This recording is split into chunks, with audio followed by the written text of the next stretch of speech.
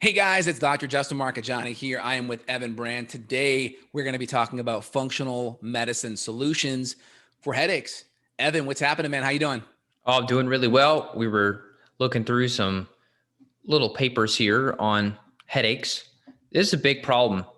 I remember when I was actually working out of a chiropractor's office, which feels like a long time ago, and it was a pretty long time ago. There were It so many was. people that would come in there and they'd have headaches, and the chiropractor would lay the patient down on the table and he'd do the adjustment and they'd say, "Oh my God, I feel Mhm. better." But then guess what? They came back next week for the same adjustment for the same headache, and this guy never got to the root cause. And then when I started bringing just simple nutritional strategies into the clinic, all of a sudden the people didn't need the adjustment every week for the headache anymore. And of course, that quickly affected his bottom line. And he's like, "Hey, stop getting my people off gluten. You're fixing their headaches." And I thought, well, isn't that the goal of what we're doing here? So funny little backstory on headaches for me. Totally. I mean, there's definitely a mechanical structural aspect to headaches. So if the joints in the spine aren't moving properly, if there's a subluxation or a fixation, there's just not good movement, that can be a problem, right?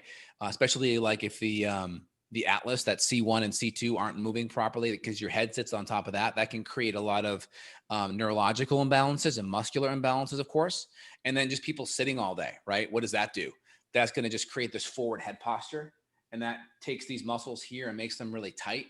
And then you have a lot of these muscles, they can create trigger point pain referral up the side of the neck. So like trigger points in the SCM, this muscle here, the sternocleidomastoid, or the upper trapezius, or the splenius capitis muscles in the back that go up and that hit right in the back of the occiput there. If these muscles get tight or they have trigger points, they can cause referral into the face. So you have subluxation, joint issues, and then those can cause neurological disturbances and blood flow issues. And then, of course, all of the trigger point referral from the muscles. So good chiropractic care can be helpful on the structural side. Ideally, you want a chiropractor that one can either do some kind of myofascial release or active release therapy, some kind of a soft tissue, or refer out for it. And then also taking a look at the postural stuff, like you mentioned, like making sure, like I'm at a stand desk right now, so I can stand half my day. I have a really good chair that has really good lumbar and cervical support. So you want to make sure postural is good. You can do good exercises like the foundation training. Eric Yeah, Goodman does that. He does a lot of the founder exercises like this, I love, yeah, prone the cobra, foundation training is a like game this. changer for the So back. People that are on yeah, audio that are not seeing him, the founder pose is pretty cool. You basically put your arms up like you're praying to the sun gods above your head, and then you end up bending over, and then you open your chest up, and then you kind of stand up. It's a very, very good. Oh, it feels great. yeah. Basically, it's just putting stress on that whole posterior chain and working that whole posterior side together in unity. So from a structural standpoint, soft tissue, make sure joints are moving properly. And then, of course, look at the trigger point referral, the adhesions. The problem with chronic muscle pain is you have poor movement. Poor movement in the joints means poor communication to the brain. You have lots of postural disturbances from people sitting all day. And if you sit, invest in a good desk, a good desk as well as a good chair. Spend a couple $100, get a really good chair that has cervical and lumbar support. That's huge. Don't get a cheap thing like that. And then also soft tissue, chiropractic, and then good exercise support to really make sure that whole posterior chain's working well.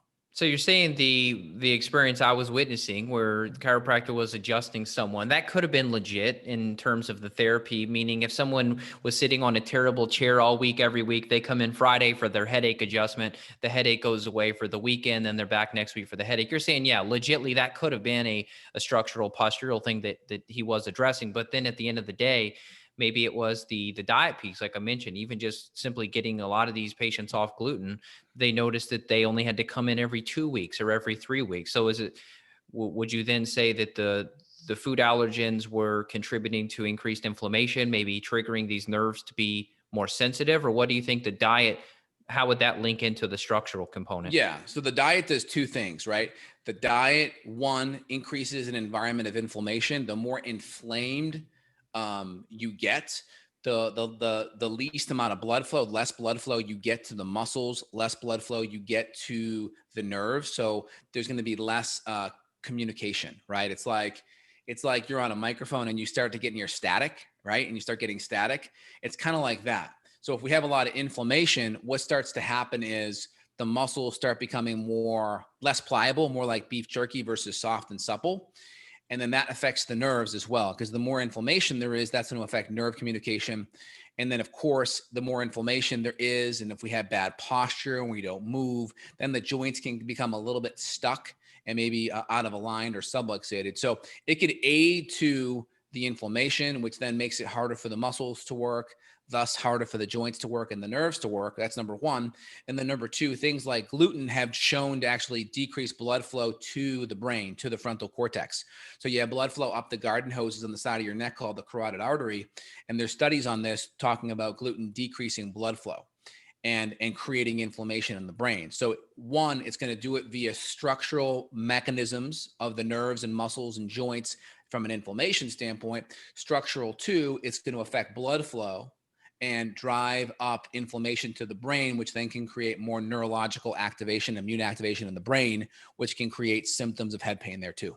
So if you want to be smarter and make better decisions, make sure you're not eating gluten. That sounds pretty convincing to me. Also, let's get into the nutrient deficiency piece. If you're eating a meal, let's say you're eating pasta and chicken, you're probably not going to be getting much magnesium, and you're probably not going to be getting many B vitamins that are going to be essential. Magnesium is probably the most famous mineral for headaches and muscle cramps and things like that. And we could pull it up, but it's very easy to find in the literature the link between magnesium deficiency and headaches, and of course the muscle cramping too. So I mean, that's an easy one too from the diet perspective. It's not just the inflammation piece, it's the absence of the nutrition that you need to help, fuel these pathways. And then also, what about like fatty acids? So I remember several people where all we did is give them a high dose omega-3, couple grams a day, and their headaches were gone just based on adding in some omegas.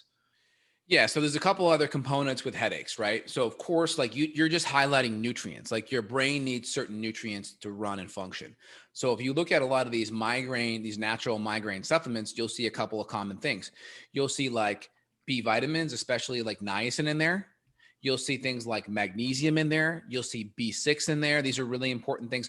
Also, CoQ10 is very important for headaches and migraines. So just from a nutrient standpoint, the more nutrient dense, anti-inflammatory, low toxin your foods are, the more these nutrients are going to be present. Okay. And the other component is the more refined and processed your foods are, usually there's going to be, okay. And then also the fats are also anti-inflammatory. So remember, inflammation affects the muscles, the nerves, the joints. So the more of an anti-inflammatory environment you create with good fats, like you just highlighted, that's going to help. And the other component is blood sugar. So the more poor your diet is, usually there's more processed food. You're lacking those nutrients, but you're also typically eating more processed, refined carbohydrates and junky fats, which causes your blood sugar to go up and down. And these ebbs and flows of blood sugar, especially on the way down, can really create headache issues. So this reactive hypoglycemia kind of blood sugar issue response can create surges of adrenaline and cortisol, and those things can definitely create headaches too. Yeah, and it could be shakiness, right? It could be irritability. There could be some mood changes. There could be possibly fuzzy thinking, from a cognitive perspective too. So people may not connect the dots like, oh, I had oatmeal and a banana for breakfast, and now here it is 10 a.m., 3 hours later.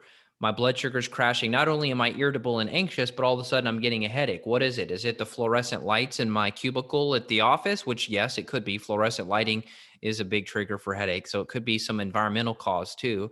Is it the moldy office building you're sitting in that's causing the headache? Maybe. Or is it simply just the blood sugar crashing? And it could be all of it. So that's the thing that you and I do really a good job at, is we try to look at all the variables. Because if you go to like a conventional doc for a headache, maybe they give you an ibuprofen recommendation, or if it's bad enough, they'll give you some type of prescription medication if it's to the migraine level, like a Topamax or something like that. And then you get stuck on these medications. There's not really any sort of root cause game plan. But if they referred you out to possibly an allergist, if they thought that your headaches were from an allergy problem, the allergist is likely going to recommend some over-the-counter antihistamine or some type of drug like that, or possibly a prescription. And once again, they're not addressing any of the root cause stuff. And you could have gone to several practitioners and no one brought up magnesium deficiency. No one brought up vitamin D, which is critical. No one brought up getting off gluten, getting off grains, getting rid of potentially nuts and seeds if you have histamine type issues. So it's just amazing how far you could go down the conventional rabbit hole with this issue and still not even get close to the root cause. Yeah, that's the hard part. Like in functional medicine world, everything's like three-dimensional, right? So you have medications that are like anti-inflammatory, you have SNRI medications that are affecting serotonin or dopamine or adrenaline. I've had really great success using amino acids for headaches too. Now, why are there amino acid deficiencies? Usually it's a combination of stress burning up serotonin and dopamine, or it's a combination of not breaking down and digesting good amino acids, right? So you can see amino acids play a very powerful role. I think you also see it with DLPA as well and headaches. These are all amino acids. And if we have poor digestion and we have poor nutrition to begin with, we got a deficiency coming in, but we also have a deficiency on being able to digest, assimilate, and utilize these nutrients as well. Yeah. So you're typically going to be using like a complex, right? You're probably not going to spot treat where you're going to come in with like just DLPA by itself. You may come in with like maybe a good quality protein or like collagen or some type of amino acid blend when you're talking about aminos, correct? Well, it depends. So if I have organic acid testing showing serotonin and dopamine's off, we may spot those with specific amino acids. And then of Yeah. course you got to have B6 there with that and those other nutrients in the background. So of course, like we're going to be doing a good quality multi, and then we'll be hitting those amino acids up for sure, especially if we have lab data on it. But we'll be like, we're never going to go all in on one thing, right? We're going to do a good history and then we're going to make recommendations. Maybe there's some structural stuff we got to look at. Maybe there's some diet stuff we got to look at. Maybe there's some supplement stuff we have to look at. And we would kind of get a plan for all three of those things going at once if we see those issues could be active. Yeah, what we do is so fun. It's not just fun, it's very effective because, as you mentioned, we're going to be looking at organic acids testing to try to investigate this issue.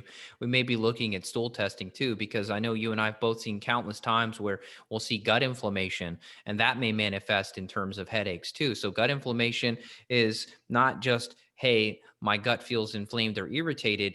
It could be the whole system. You could have headaches. You could have increased fatigue. You could have increased joint pain. And depending on what kind of infections you have, whether it's, I know when I had parasites and H. pylori, I had headaches.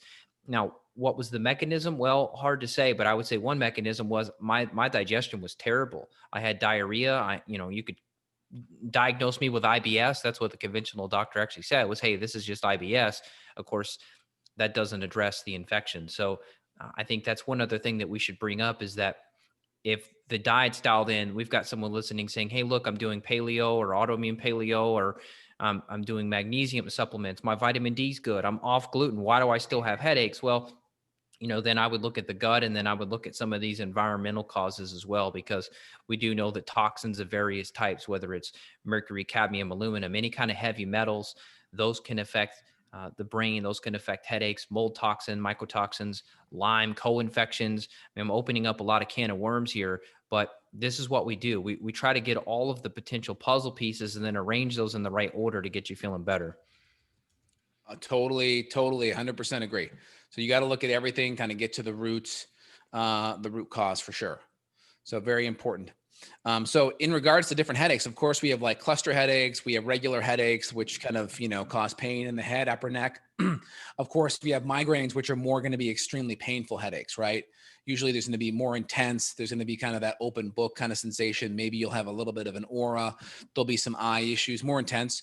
Obviously with women, this can be a big issue when there's ebbs and flows in estrogen in your cycle, or you can see it premenstrually, especially when there's a big premature drop in progesterone or inadequate levels of progesterone. You can see it hormonally. So when you have headaches too, if you're a female listening, make sure you see if you time it up in your cycle. If it's happening at around ovulation or at a specific time in your cycle, typically it's going to be premenstrually right before you bleed, or right at around menstruation. There's probably ebbs and flows with the hormones. So, we may use herbs to help modulate the upstream signaling from the brain to the ovaries. And we may use some specific hormones to kind of buffer out the ebbs and flows. And then of course, we're trying to get the adrenals and the HPA, T axis all better. So those symptoms are going to be less prevalent. Yeah, and you're saying this could be related to the progesterone dropping too much or prematurely. That would also then assume that that's an estrogen dominant situation going on too, right? So Yep. maybe something like calcium D-glucarate, which we use not only for mycotoxins and other things, that could also help with the hormonal piece and therefore potentially help with headaches. Yep. That's correct. 100%. Glutathione's been very helpful for me. I don't want to divert too quickly away from the hormonal thing because I think you brought up a big smoking gun for a lot of women. But glutathione did a lot of good for me when I first was dealing with headaches, and it was related to toxicity. Just 200 to 300 milligrams a day, and it would significantly help. However, if you do too much, uh, I know you remember that night I called you. I'm like, hey, I took a double dose of glutathione. My head Yep. is freaking killing me. Remember that? Yep. Uh, I was just experimenting and I messed up and I mobilized too many toxins. So that could be something to talk with your practitioner about as well is, hey, are you doing binders? Are you doing some type of chelation? Are you doing glutathione? Because if you're pushing too much out, that can also overwhelm this detox system and it'll result as a headache. Yep. 100%. I don't love like classifying a lot of these headaches because, okay, whether it's a cluster headache or a tension headache or a migraine headache, it doesn't really tell me a lot about the root cause, right? Like someone could have a hormonal issue and could have just a general tension headache, while someone else could have like kind of a migraine headache, right? True. And so it doesn't tell you like a whole bunch about the root cause. So like I just kind of when I deal with patients, I kind of make a note of what's going on. I try to connect it to things that are happening day in, day out. Like meaning if we see it happen like right after a meal, we may think blood sugar. If we see it happen at things throughout the cycle, it could be it could be more hormonally based. If it's just kind of random, then I'm going to be asking about what's physical stress look like in regards to posture, in regards to muscle tone, in regards to seeing a chiropractor, in regards to what your office life like is like when you're sitting in a chair. Like I'll try to connect the dots with those things. But the kind of headache you have for me doesn't matter as much, but try to connect it to the onset. For me, that tends to matter a little bit. But even if we can't really get a big connection there, I just still do all these things that I mentioned and I still get amazing results. Yeah, that's the fun thing is we kind of fix stuff by accident sometimes, meaning we're going to run you through our protocols and procedures to get a good workup on you. And then, oh, hey, by the way, look at these major deficiencies in B vitamins. Oh, hey, look at these neurotransmitter imbalances. Oh, hey, look at the hormones. Oh, hey, look at the gut infections. We need to fix all this. And then boom, guess what? The headaches went away. Now, I agree with your comment about we don't really care about where or what the category or classification of the headache is.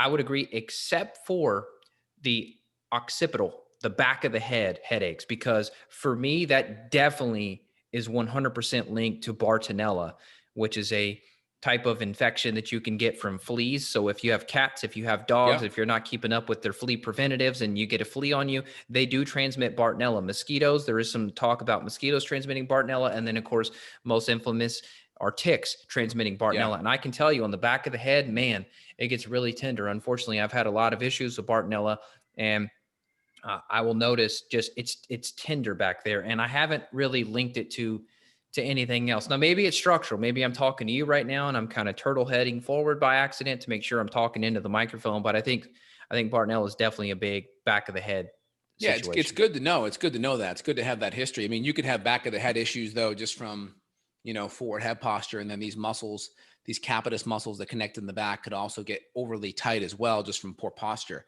So it's True. good. It's good to kind of look at everything, right? And then who knows, right? It's kind of like with gluten. When you have an infection like that, it can drive more inflammation. When there's more inflammation, you're going to have less blood flow to the muscles. The muscles are going to be less pliable, and they're more easy to get, taut and tender fibers and develop trigger points because of the inflammation. So everything's connected, but I think it's good. It's something that you add to like kind of your differential diagnosis as a clinician.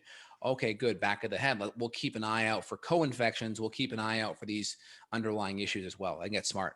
Do you want to talk about any of the other food allergies? I mean, we've seen people with like nightshade issues where peppers, tomatoes could cause some issues, potentially headaches. What about dairy? Do you want to talk on those at all? Yeah, I mean, I see dairy. I see potential nuts and seeds. I see all those things as a potential driver.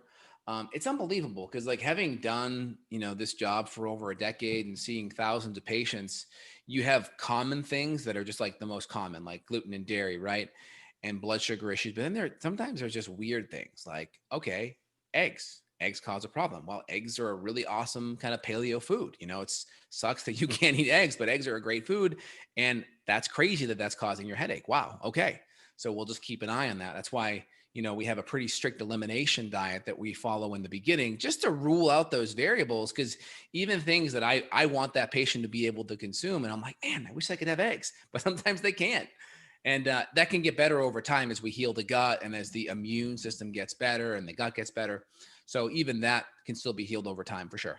Yeah, I don't know. I don't know if you remember you and I talking about this, but for a while I was doing avocados like every single day.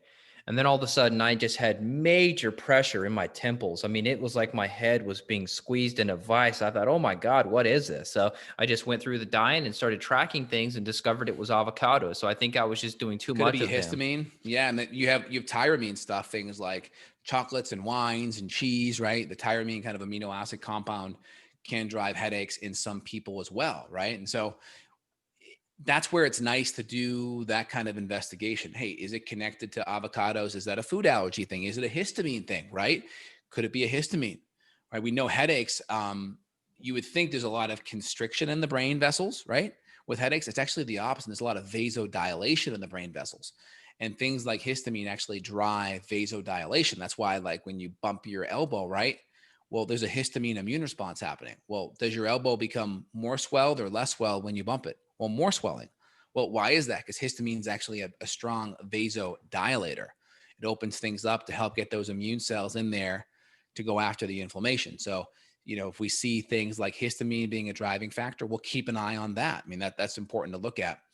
Anything else you want to add about there? Yeah, let me comment on that. So that would explain why back in the day when my wife and I first got together, she had major headaches, and we were trying to track it through the diet. And at the time, she was using the Excedrin, which was that pain medication with Yeah, the caffeine in caffeine. there. Yep, that causes constriction. And that was the only thing that Yep. helped her with the headache. And then luckily, she finally listened to me and we got her off gluten and got her diet dialed in and got her gut taken care of and cleaned up all of her personal care products. And hooray, no more Correct. headaches. So, Exactly. So that's a big thing. So if you're doing caffeine and you have a headache, could it help? Yes, definitely could help. May not be a root cause in it, may be a palliative thing, right? But definitely can help. and Of course, withdrawals too, right? Caffeine withdrawals. If you were on a bunch and then tried to get off caffeine, that would also cause kind of a rebound headache as well. And then what about blood pressure? For a while, I was noticing blood pressure spikes, and that was directly linked to headaches. I mean, that's an easy one. If you're walking around with 145 over 95 or higher as your blood pressure, and you're in kind of a stage 1 or stage 2 hypertension, that's a big thing, and that's easy low hanging fruit to address as long as you can find the root cause of it. exactly. Yep. So that's really important to look at. Also, just minerals, like hydration and minerals are a big thing. I did a big long fast. I fasted for 2 days, and when I was about 36 hours into it, I really had a strong headache, like really bad headache. I was doing minerals, I was doing hydration. I was even testing my blood sugar. Like my blood sugar was around 80, by the way. But I personally believe I felt an inner tremble, an inner bit of jitteriness. So I believe my blood sugar was lifted to 80 by adrenaline and cortisol. Ah, So that's the thing. Like fasting could create a blood sugar issue, may not show on it. Like I got my keto mojo like meter right here. So I was like testing my blood sugar and I'm sitting around 80. I'm like, that's not like 60 or 50. Like, and I even tested my ketones. My ketones were like around zero point 0.5 to 1 millimoles. So now I was was that where you would expect to be, or were the ketones lower, indicating that the body with the stress response kind of kicked you out or prevented you from being in a deeper?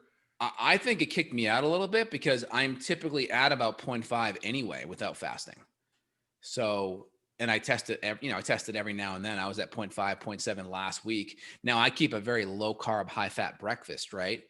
And I'm typically around 0.5 to zero point 0.7. And I was over a day in and I was around 0.5 to zero point 0.7. I didn't see a huge drop.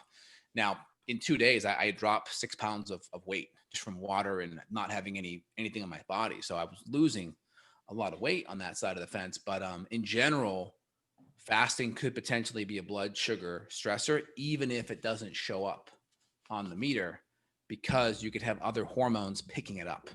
Yes, cortisol that and adrenaline, and then that could potentially cause more issues neurologically. that's a super, super good point that 99% of people don't know. Hey, wait a second. I don't have a blood sugar problem, but you didn't see it. You didn't see Oh, that on paper, unless you and had like a continuous monitor, right? And then it crashed and then you saw the spike yeah, later. That would have been yeah, interesting. yeah. And I broke my fast with bacon and eggs, and within 1 to 2 hours, headache gone.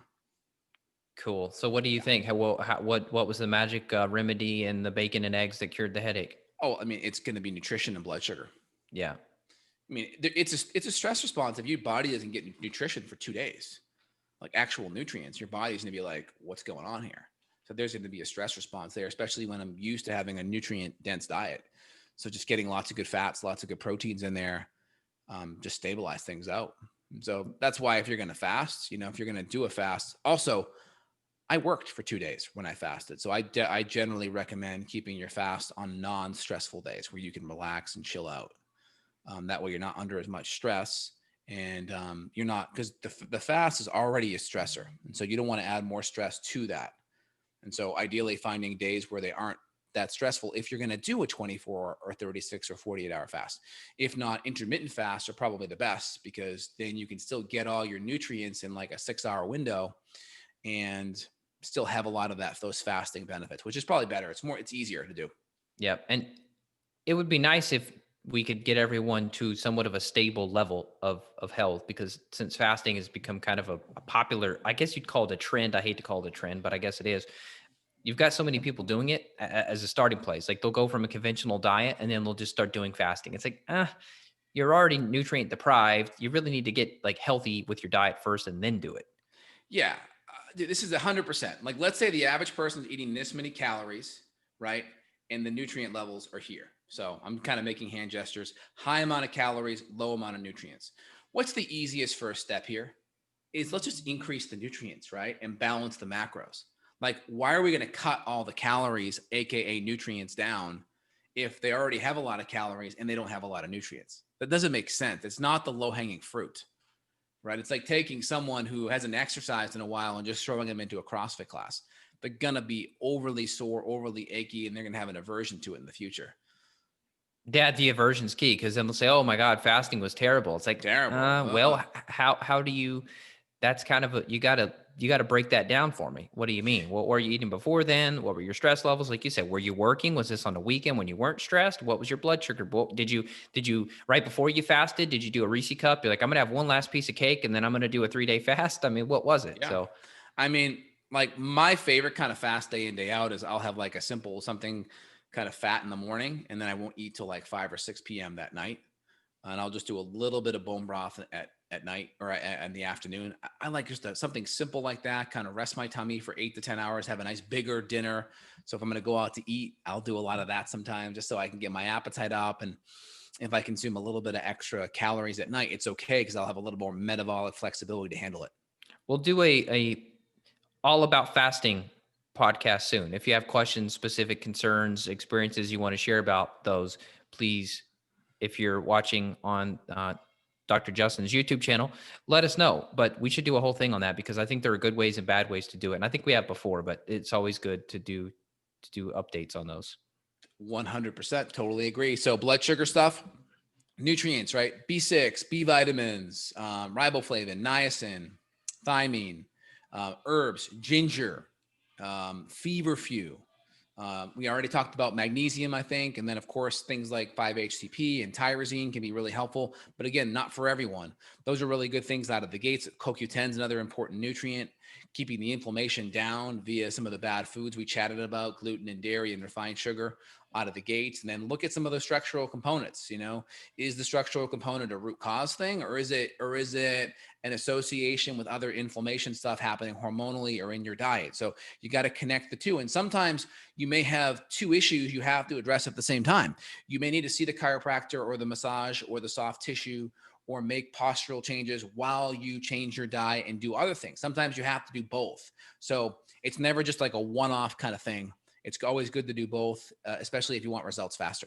Yeah, Anything else you well, want to add, Evan? yeah, well said. Just a couple quick things. Dehydration. I mean, for all my clients out there listening that are doing binders, charcoal, and zeolites, and clays, and whatever else. I mean, when you're pulling out toxins, you and I've said this a million times. We'll say it a million and one today. The solution to pollution is dilution. So, AKA, drink more clean, good filtered water. Whether it's a Berkey, a RO with minerals, whatever you can do to get good filtered water, you got to drink, drink, drink, drink, drink. Most people are chronically dehydrated. If you and I look at blood work, we'll see this all the time. And then peppermint and lavender essential oils, those are easy, low hanging fruits. I'm not one of those people that thinks the essential oils are going to cure everything. However, there were times in my life where I had miserable headaches, and I would do a couple drops of lavender essential oil on my temples and it would help, or I would do a little bit on the wrist and breathe it in and that would help. Or if it was a tummy ache and headache, I would do a little topically on the stomach with the peppermint and that reduced the headache. So those things can be helpful too. 100%. Yeah, totally appreciate that. So anyone listening to this, try to, grab hold of some of the simple actionable information that we kind of outlined off the bat. If this issue's been going on for a while, feel free to reach out to Evan at evanbrand.com or Justin, myself, Dr. J at justinhealth.com. You'll see schedule links where you can reach out to both of us. We are available worldwide to provide your functional medicine, natural health needs. Also, if you guys enjoyed it, share it with friends and family. Put down below in the comments your own experiences with headaches and what's worked and what hasn't worked, what things have really moved the needle for you.